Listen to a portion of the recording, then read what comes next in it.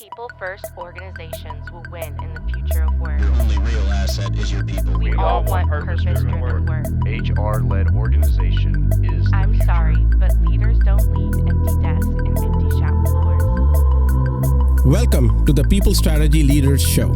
I'm your host, Sri Chellappa, founder and president of Engagedly, and a serial entrepreneur in technology, films, and music. This is where we talk to people leaders, business strategists, and organizational savants about leading in the time of change. What is working, what is not working, and more importantly, what we should be thinking about. Stick around to the end of the show. We will reveal how you can be our next guest. And now, let's engage. Hello and welcome to People Strategy Leaders. This is Sri Chellappa, and today I'm joined with Dr. Stephen Barden. Stephen Barden is a coach, mentor, and author specializing in identifying, assessing, and developing top-level leaders and organizational cultures. His insights on leadership, power, and success can benefit our listeners and provide a fresh perspective on how we define and choose our leaders. Dr. Barden turned to coach mentoring after 15 years in senior management, including 10 years as a CEO in the media and technology sectors. As an individual at the team level, he helps leaders develop and maintain skills, behaviors, and values to ensure sustainable success in both organizations and themselves. Stephen, it's a pleasure to have you. I'm looking forward to having this lively discussion. And I really want to jump into this research you did, but thanks for joining the show. Thank you, Sri. Thank you very much. It's good to be here. And thank you for your invitation. Yeah, absolutely. As we were talking earlier, you are a leadership coach. You work at board level leaders, also aspiring leaders, people who are rising stars, as you said. And as part of that, obviously, it's informed by some of the research you did, right, around successful leaders, and which led you to write the book, How Successful Leaders Do Business with the World. Talk to me a little bit about, what did you learn from that book, and what was the message that was conveyed in the book that, might be like an aha moment or a moment that, where a lot of leaders are missing the mark? The book, just to give you a bit of a backstory on the research that I did, which was for the doctorate, and then it was converted into the book and is ongoing now. The book was originally, I wanted to really find out how successful leaders learnt while they were on the job. In other words, how they learned, how they took in their learning while they were under fire, if you like. And what I realized quite quickly was that these guys actually for some reason, wanted to talk about their childhood. They would relate how they were behaving now to their childhood. So the first, if you like, aha moment that came out of that, after a lot of data, and we interviewed them over 4 years or so, was that these guys learned how to use their authority and power. They learned it way back when they were kids. Now, that's not entirely new, by the way. Piaget said that, Keegan has said that, that you learn how to manage your world when you're a child. What was new was what I learned from them was that it's a matter of power. They formed an assumption, if you like, a foundational assumption that basically said, if you like, to them, hey, either the world is on one extreme, really so powerful there's nothing I can do about it, and that's mostly from abused kids, or on the other extreme the world is a nothing, I can do whatever I like with it, I mean, or the sweet spot, and this is where these guys were, and these were all objectively successful leaders. They were top academics, top CEOs, and top military leaders. And I deliberately, by the way, interviewed them anonymously and guaranteed their anonymity so they didn't have to defend themselves. They could be as open as possible. And these had the sweet spot, which basically was they regarded their world, and it's their world rather than the world, that their world would be their families, their institutions, their organizations, their armies, et cetera, et cetera. They regarded their world, they and their world had a very balanced equilibrium of power. They and their world could do business with one another rather than, so they don't compete against the world. They treat it as a partner. So from there, I developed these two, if you like, stances. One is the oppositional stance, which most of us have to a greater or lesser extent. And then there's this partnering stance where the world and you're partners. You work with them. You work with the world. You don't compete against the world. If something happens, bad happens to you, it's not the world's fault. You weren't looking carefully enough when you stumbled. So that was what was going on. And then they developed from there, if you like, they developed a set of assumptions. It's assumptions, not behaviors. It's assumptions about the world, which included, that you're alert to it. You're pretty holistic about it. You keep on, as one of the research subjects said, you keep on tasting and checking how people are feeling in your organization. And the central theme of that, the most exciting bit that I found about that was that these guys always looked at two things: text and context. In other words, they didn't just go in and say, okay, I'm gonna now, drive this organization to an IPO within 3 years. They basically said, what am I leading? What is this organization? What does it consist of? How do I bring this entire ship to its strategic goals? Not just part of it, but the entire ship to the strategic goals. So basically, they were very good at that. So basically, they were not looking at preconceived black and white notions. They were always assessing the situation, acting according to the situation. So they're not married to an ideology, if you will, to some extent. Would that be an accurate assessment? Yeah, that's pretty good. And in fact, one of one of them was pretty good at looking at. One of the generals was very good at suddenly realizing that the way warfare had been conducted, in the past was just completely wrong. It was something that was may have been apt and justified in the Second World War, or even the First World War, but wasn't now in the area of if you like urban warfare and where you didn't really know where the enemy. So he sort of turned that concept around, because he wasn't, as you put it, he wasn't wedded into his preconceived idea, and they would do exactly the same. That's why they could be very innovative, very navigatory, if you like. They would always have a plan A, plan B, plan C, and plan D. They would always do that. Yeah. So would you say also they don't fly blind, essentially, in the sense that they're not going with a blind level of confidence in their approach to leading things, right? They don't fly blind, because their world, remember, is their partner. So the organization is their partner. So they don't fly blind. They will have their plan. They will think about it, but they will also make sure that they're working with the stakeholders within the organization to form the strategy. They won't do things alone. They never do things alone. They always work with people. That's the important part of it. So what would you say to leaders who are successful, or at least presumably successful on paper at least, but were considered authoritarian leaders? Would that be fit in this model, or would that be a different model then? Well, let me look at it in a couple of ways. One is, how long are those leaders successful as authoritarian leaders? How long can they be successful? And how much damage do they do?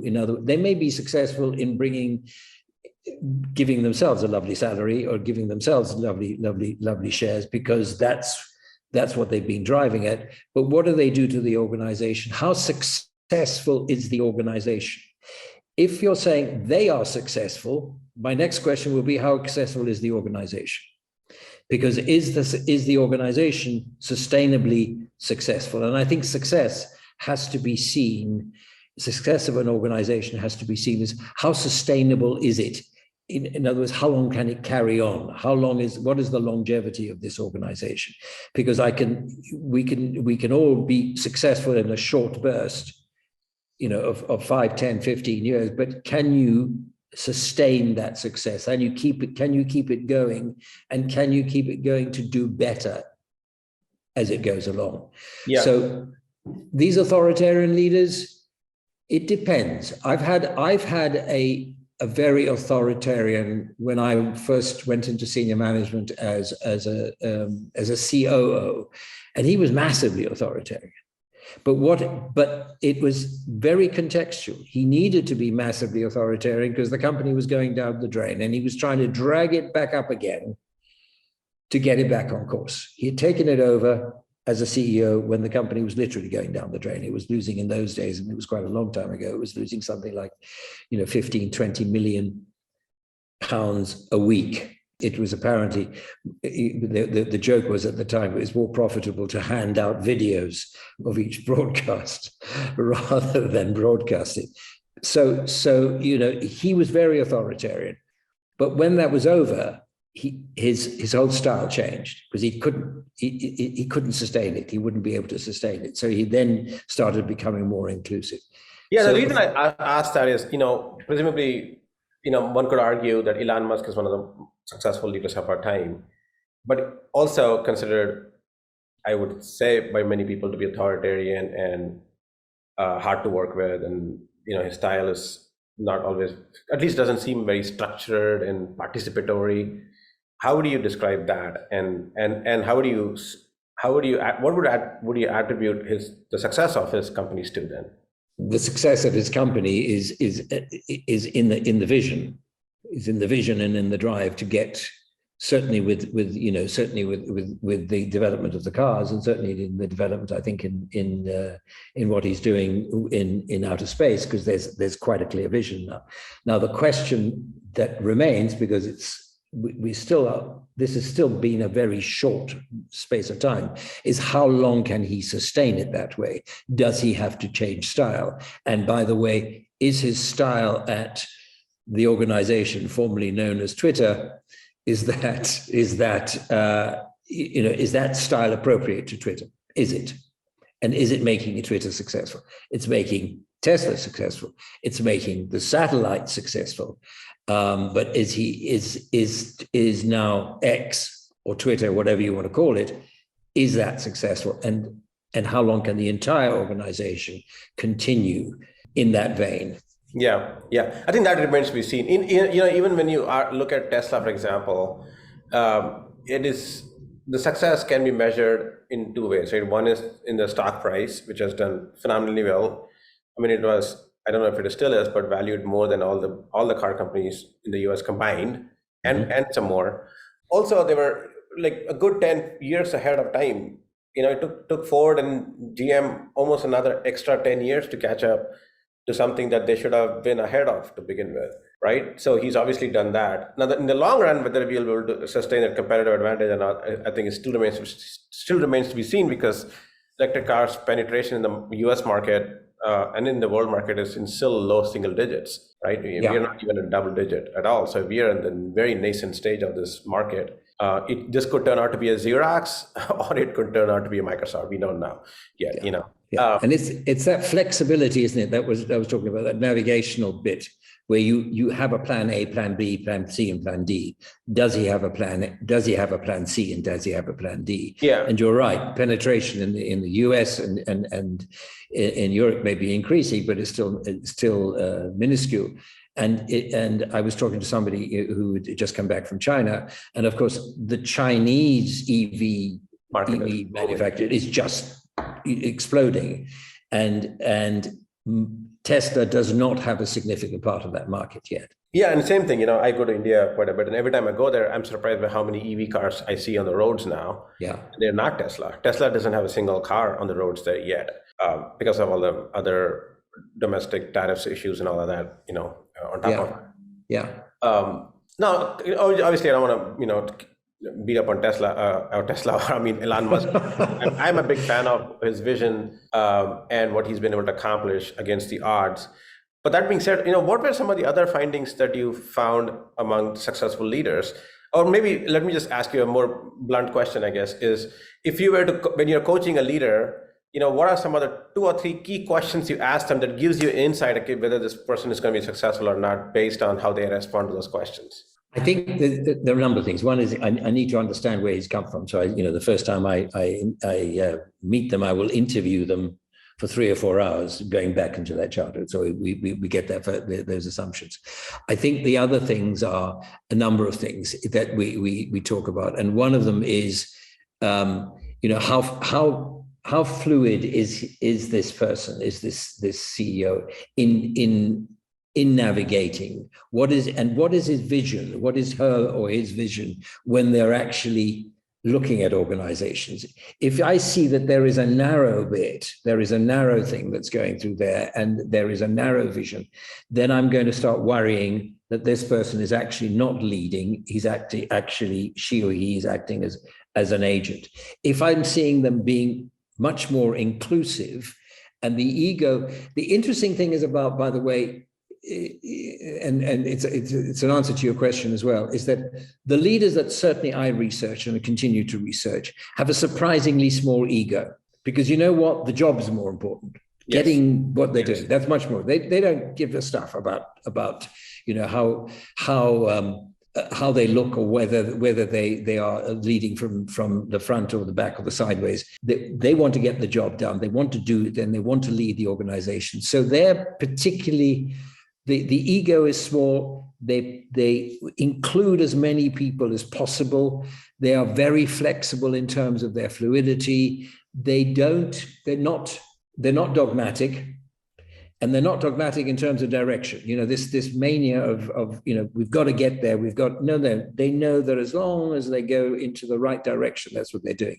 And they're immensely pragmatic. I mean, there was this, I coined it as, they will do the best possible until the best possible is no longer best, and then they will change the possible. So there's that entrepreneur. And I think the core in here is that even if they are running, you know, pretty established organizations, there is that entrepreneurial spirit about them. Mm-hmm. They will look for new ways of doing. They are innovative. They suck in information, and they are very eager and very willing to be challenged. Now, you and I know that, you know, to challenge a CEO, you know, my door is always open is the usual phrase. My door, you know, you can tell me whatever but you and I know that most 90% of people don't tell the CEO what they're really thinking. Yeah, I was reading this, one post somewhere said the CEO is usually the last person to know. Yeah. They're not being the first person to know. So unfortunately, because nobody's telling them anything yet. Yeah. And you see, Ray Dalio, I think, certainly in what he set out to do, Ray Dalio with that ability to be able to say, this is a meritocracy. We don't care what the meetings, you know, what your status or your level is, your seniority is in the meeting. Is the idea a good idea, including my idea? Is this a good idea? Tell me why it isn't a good idea. Test my idea. So they all had this, and that's what I'd like to see. That's your question was, you know, how do I know they're going to be successful? If they're willing to test their ideas, if they're willing to make sure that they are garnering as many of the assets of the organization and as much knowledge of the organization to be able to take the next step. Yeah. Exactly. Ray Dalio, I think, is the one who might have said that, actually, that quote I was giving you. But he also said one thing that I really like, which is, don't ask the question, how do I know I'm right? Ask the question, how do I know I'm not wrong? Right? Test the idea to know where could I go wrong with this, and really focusing on those aspects. I mean, it's not necessarily a pessimistic point of view. It's also making sure that, because once you run with an idea, you're changing the direction, or you're pivoting the entire organization, right? You want to be as close to being right about that as possible. Yeah, and the only way you're going to do that is if you test it. And, you know, for example, the military, certainly the US military and the British military, they have these endless scenario plannings, endless tests, endless mock battles, endless just to keep on checking on the weaknesses and to see, you know, how could I, you know, where could I be wrong here? Where could I be wrong here? What is the fatal flaw here? You know, that's important. Yeah. Great. Well, I think the one topic that I wanted to discuss with you is around the same concept of leadership. Actually, before I get to that, you said something that really piqued my interest, right? Leaders, even seasoned CEOs who are professional CEOs, if you will, not a founder like myself or Elon Musk or any of these people, but but a professional CEO who's switched three or four jobs and eventually became a CEO someplace. Even they have an entrepreneurial mindset and are driven by a need to make change and improve and innovate and lead the organization to the next level and outcompete and all of that. What have you seen that good leaders do to translate that internally to their people so they can create, and there's a word I like to use a lot, is intrapreneurs, right? Internal to the company. What have you seen them do that bring that mindset where their first level executives and the second level executives and managers and people below them are also thinking entrepreneurial and not just looking at their job description saying, this is all I'm doing because this is what I've been told to do? I think a number of things. One is this, having everybody understand where this organization can go, and where it is going and where it can go in terms of what is success to this organization. The other one is that you need to be able to ensure that all your people know and are rewarded for taking a form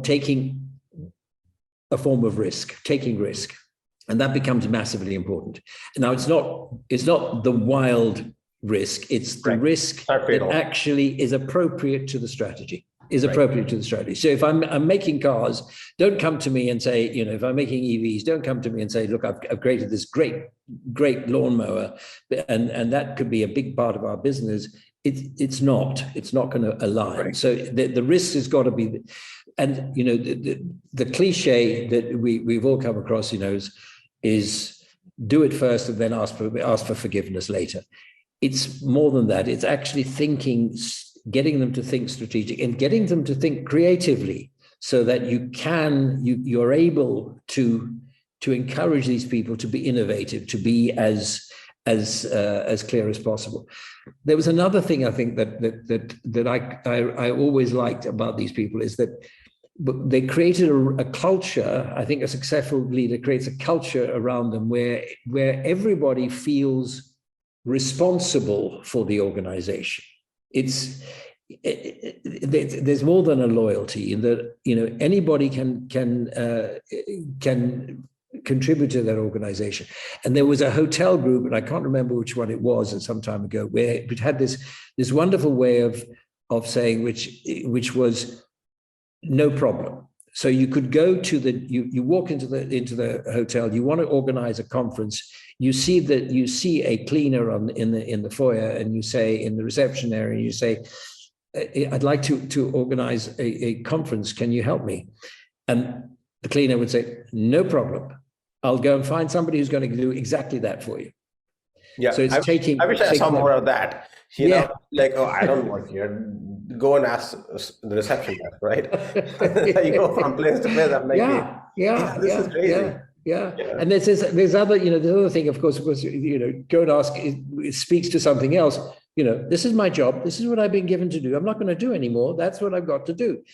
It's getting them to understand they're going to be rewarded by that. So what does that mean? It means you need to tell them, and you need to be talking about, and you need to get them to explore about what your strategy is, where you're going, what you're going to be doing. You need to be able to say, okay, how can you contribute to it? So it's getting them into the tent as much as possible and making sure that they can take risks. Yeah, excellent.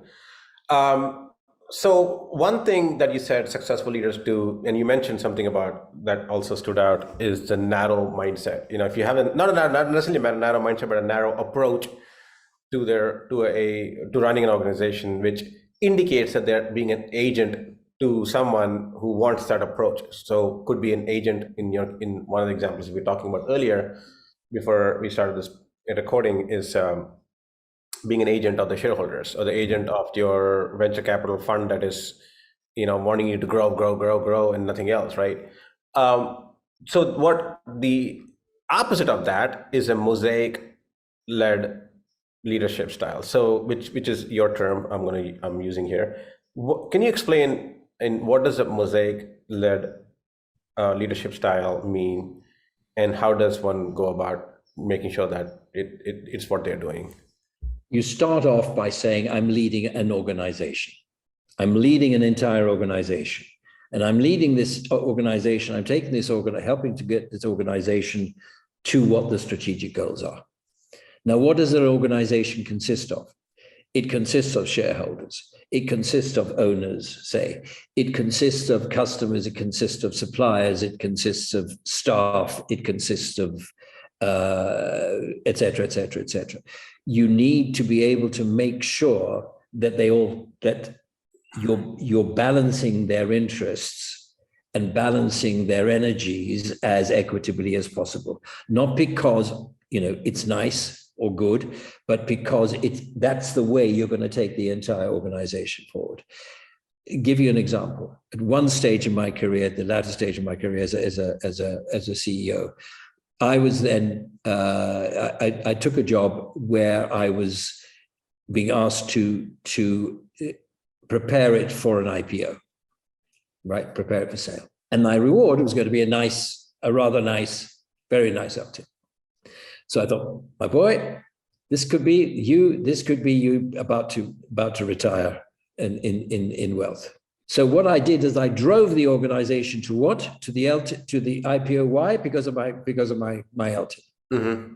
Now, in doing that, I took the organization at a speed which was much more than it could sustain, because it was a transformational bit. Number one. Number two, I then was going to have to neglect to a great extent the people who were feeling insecure, certain suppliers, because we were going to have to squeeze them, the whole speed of development of the technology, if you like, that we were doing, all of that for one thing, because we were going to go for the IPO, for the sale. Right. I wasn't being a leader, Sri. I was being an agent. I was being an agent for the shareholders, if you like, the owners. Why? Because then I was going to get my LTIP. Mm-hmm. And I think the danger, these successful leaders, any leader actually needs to understand, are you there to be a leader? Am I here to lead this organization forward sustainably, to make it grow, to extend, et cetera, to learn better? Or am I there as an agent for the shareholders? I will even go so far that we when we were talking earlier on, as to say, when people say you need to be an HR-led organization, no, you need HR is people that are part of the organization. The technology is part of it. The suppliers are part of it. Everybody's part of it. So you need to be able to make sure that you're balancing all those interests, because if you don't, your suppliers are going to do something strange. If you squeeze them, and we've seen it in a number of organizations, particularly in supermarket chains, for example, who squeeze their farmers, their suppliers. Their farmers go bankrupt or start reducing the quality of their stuff. That then translates into your customer satisfaction going down, loss of customers. Now they go, oh, no, we can't do this anymore. We've got to cut even further costs. So we cut even further. Our cashiers we're throwing out cashiers and putting automatic cash desks in it. And the whole thing starts to shrink. Why? Because you're driving for profit for the shareholders on a short term. You're not driving for the sustainable growth of this organization. You're not leading it. And in fact, you're driving, which is another thing that, I believe successful leaders never do. You lead from the center because you're taking the whole thing forward like that. Right. Excellent. Well, it's been a great discussion, Stephen. I really appreciate the time and your insights, and I can see why you're a successful leadership coach. So thank you so much for your time. How can people reach out to you and learn more about the work you do and read more about your work? Sri, thank you for that. And thank you, by the way, for the invitation very much. Website is www.stephenbarden.org, not com, somebody else in Canada, I believe. I'm also on LinkedIn. I'm very active on LinkedIn. And so that's Stephen Barden at LinkedIn. I have 2 podcasts. One I'm doing, which I've just started. I think we're on our 3rd or 4th guest, and that's called Migrant Odyssey. And I'm looking at the whole thing of migrants, refugees, both economic migrants, people who leave countries for to get better possibilities, etc., and the richness that they bring to the country. And then I have another podcast which is called the Power of Balance, which talks about the book and talks about the research and promotes this idea of partnering leadership styles. And of course, the book is how successful leaders do business with their world. Excellent. Well, thank you, Stephen. It's been a pleasure. Shri, thank you very much. Until next time. Shri Chellappa here. Thank you so much for listening to the People Strategy Leaders podcast. If you are a successful leader or a people strategist who would like to be on this program, please visit engagedly.com/People Strategy Leaders podcast. If you got something out of this interview, would you share this episode on social media? If you know someone that would be a great guest, tag them on social media to let them know about the show and include the hashtag People Strategy Leaders. I love seeing your posts and guest suggestions. We are regularly putting out new episodes and content. To make sure you don't miss any episodes, go ahead and subscribe. Your thumbs up, ratings, and reviews go a long way to help promote the show and mean a lot to me and my team. Want to know more? Follow me on LinkedIn and Twitter @Sri Chellappa. Thanks for listening. We will see you next time. And thank you to Patrick Ramsey, sound engineer at Kalinga Production Studios, for recording and mixing this show.